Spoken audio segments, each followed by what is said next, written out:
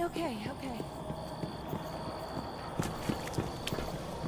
There's a shining beacon in a dark sea of discontent. Why can't those rookies in the Crucible be more like you?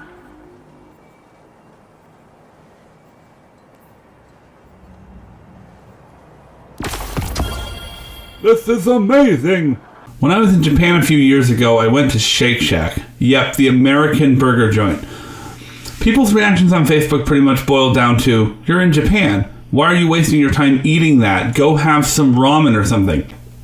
I still wanted to go because even in the US, Shake Shacks are pretty rare and I wouldn't miss my chance. I approached the shack with no regrets until I got my food almost 2 hours later. The burger was good, but not 2 hours in line good. It was not really worth it. My stomach was full of burger, yet I felt empty inside, like I had wasted some of my life waiting in line. I recently underwent a challenging quest for a legendary pulse rifle in Destiny 2 called the Redrix Broadsword. The quest is entirely PvP based and requires a lot of time in the Crucible. The quest requires 200 pulse rifle kills, Crucible rank to heroic, 75 double kills, 150 precision pulse rifle kills, 50 kills of each element, arc, solar, and void, 75 matches, 25 in each Crucible game type, 20 Crucible bounties, and the big one, 5 full Valor rank resets. If it sounds like a grind, it is. What started out as, hey, I'll just do this because I need something to do after hitting 600 power level, became, why in the hell did I sign on for this? I'm also not the person who plays a lot of PvP. I like doing it occasionally. I earn my powerful gear every week doing the 5 matches I'm required to do. I enjoy it for what it is. But I'm not some sweaty guardian with a desire to turn pro. I almost never play competitive, and I rarely ever play Rumble. It's just standard quick play, 6v6 in an enclosed space for some fun and casual matches.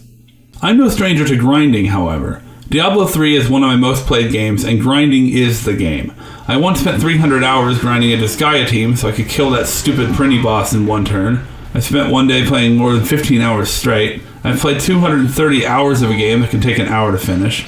I got my Breath of Fire character to level 99 back in high school, and that game only requires you to hit level 32 to beat it. Grinding is not new to me. But this grind was different.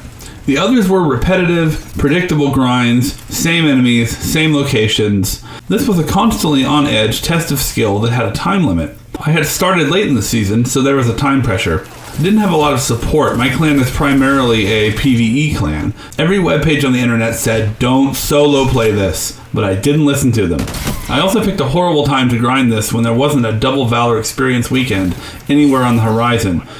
I was very determined and had plenty of YouTube videos, podcasts, music, and even a noisy, overly talkative friend to keep me company one weekend. But in the end, I don't feel like it was entirely worth it.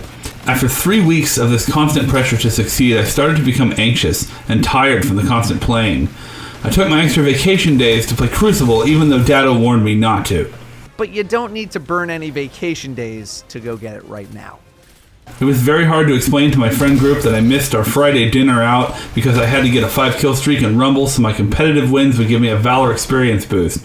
I almost lost my voice screaming at that one guy who always stole the heavy, or when I lost my 7th competitive match in a row, or forgot to reload losing my 3rd place spot and my kill streak.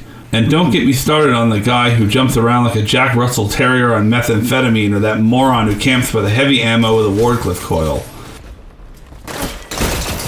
3 minutes. Double down. Keep this up and the battle is yours.